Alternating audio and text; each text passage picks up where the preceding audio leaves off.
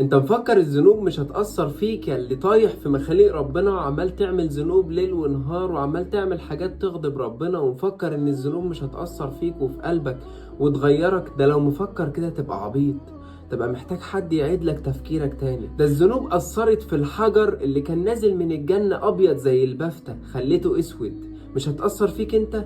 ازاي يا جدع؟ فهمني. طب انت عارف الطبري بيقول ايه؟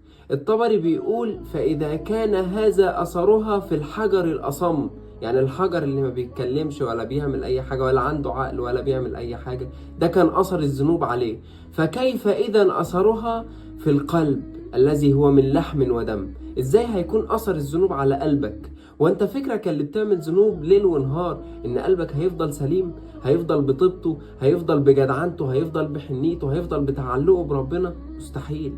الذنوب بتأثر على القلوب، انت مش مدرك تأثيرها عامل ازاي. فانت خد بالك بقى، خد بالك، عشان الذنوب خلت الحجر يسود، فما بالك بقلبك بقى.